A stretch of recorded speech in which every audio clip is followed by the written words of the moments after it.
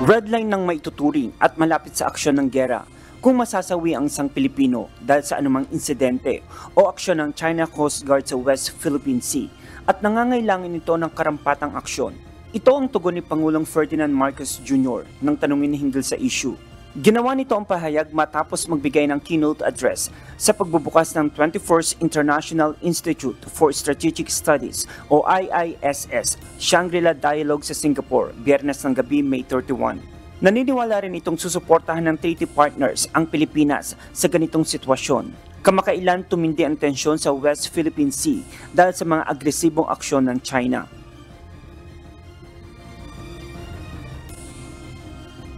Is, I think, very, very close to what we define as an act of war, and therefore we will respond accordingly.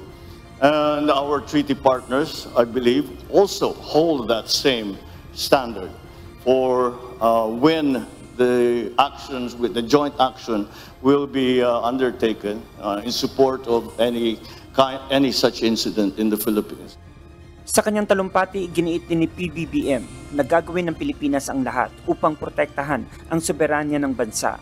Ito ay habang isinusulong ang 1982 United Nations Convention on the Law of the Sea o UNCLOS na nagtatakda ng legal na balangkas sa lahat ng marine at maritime activities. Ang UNCLOS din na naglalagay ng limitasyon sa bawat maritime zones ng estado. Kaya sa international law niya nakasalig ang kinikilalang teritoryo at maritime zones ng Pilipinas. As President, I have sworn to this solemn commitment from the very first day that I took office. I do not intend to yield. Filipinos do not yield.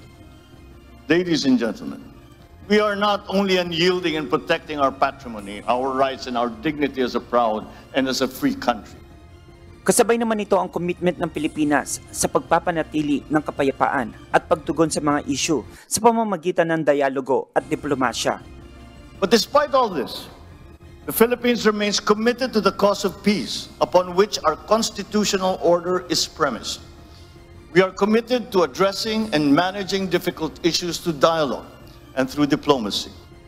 Samantala, may apela naman ang Pangulo sa Estados Unidos at China. Panawagan ito sa dalawang malalaking bansa, tugunan ng tunggaliang namamagitan sa responsableng pamamaraan. China's determining influence over the security situation and the economic evolution of this region is a permanent fact. At the same time, the stabilizing presence of the United States is crucial to regional peace. It's never a choice. Both countries are important. The continued stability of this region requires China and the United States to manage that rivalry in a responsible manner. Makasaysayan ng talumpati ni Pangulong Marcos Jr. sa 21st Shangri-La Dialogue. Siya ang kauna-unahang presidente ng Pilipinas na nagbigay ng keynote address sa Top Security and Defense Summit sa Asia. Rajan Bolivar, UNTV News and Rescue. Diyos ang aming sandigan, serbisyo publiko ang aming pinahahalagahan.